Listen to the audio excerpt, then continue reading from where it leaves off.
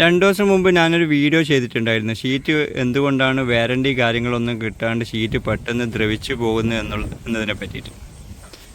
അപ്പോൾ ആ ഒരു വീഡിയോയിൽ ഒരാൾ വന്നിട്ട് കമൻ്റ് ഇട്ടിട്ടുണ്ടായിരുന്നു, ഇതൊക്കെ പണിക്കാരാണ് ശ്രദ്ധിക്കേണ്ടത്, ഞങ്ങളാരും ചക്കക്കുരുവൊന്നും അല്ല തരുന്നത്, ക്യാഷ് തന്നെയാണെന്നൊക്കെ പറഞ്ഞിട്ട്. പഴയ കാലഘട്ടമൊന്നുമല്ലല്ലോ ഒരു ഉള്ളി കൊടുത്തിട്ട് ഒരു തക്കാളി വാങ്ങാൻ വേണ്ടിയിട്ട്. ക്യാഷിൻ്റെ സ്ഥലത്ത് ക്യാഷ് തന്നെ വേണം.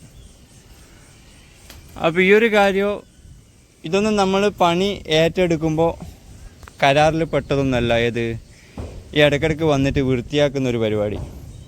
അതൊന്നിക്കൽ വീട്ടുകാർ ചെയ്യേണ്ടി വരും, അല്ലെങ്കിൽ വീട്ടുകാർക്ക് ആവില്ല എന്നുണ്ടെങ്കിൽ പണിക്കാരെങ്കിലും വിളിച്ച് ചെയ്യിപ്പിക്കേണ്ടി വരും. ഇതിപ്പോൾ ഞാനൊരു 4-5 മാസം കൂടുമ്പോൾ വന്നിട്ട് വൃത്തിയാക്കുന്ന ഒരു കോട്ടേഴ്സാണ്, വീടല്ല.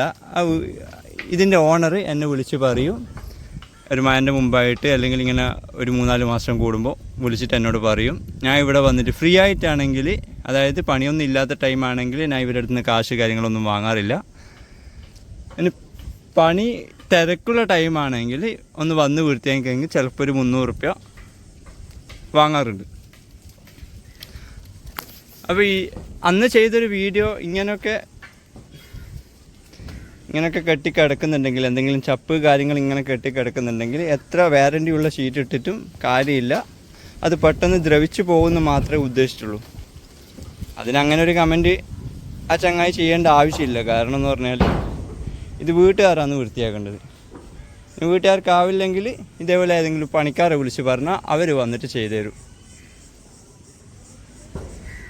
അപ്പോൾ നമ്മൾ എന്തെങ്കിലുമൊക്കെ പറയണമെന്ന് വിചാരിച്ചിട്ട് വായിത്തോന്നി എന്തും പറയലല്ല, അതിൻ്റെ കാര്യം എന്താണ് എന്നെല്ലാം ആദ്യം മനസ്സിലാക്കി പറയലായിരിക്കും ഏറ്റവും നല്ലത്. ഇതിപ്പോൾ നമ്മളിപ്പോൾ ഏകദേശം 2 വർഷമായി ഈ ഷീറ്റ് ഇട്ടിട്ട്. 127 റുപ്യൻ്റെ JSW ഷീറ്റാണ് ഇട്ടിട്ടുള്ളത്. ഈ ഭാഗത്ത് വലിയ പ്രശ്നങ്ങളൊന്നുമില്ല. ഈ ഭാഗത്ത് അപ്പുറത്തെ വീട്ടിലെ 2 തെങ്ങുണ്ട്.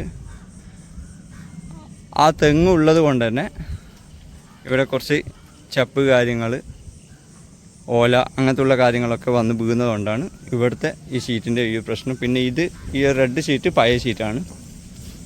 പിന്നെ അവിടെ ഒരു മാവുണ്ട്. ഈ തെങ്ങ് മുറിക്കാൻ വേണ്ടിയിട്ട് അവർ കുറേ കംപ്ലൈൻ്റൊക്കെ കൊടുത്തതാണ്.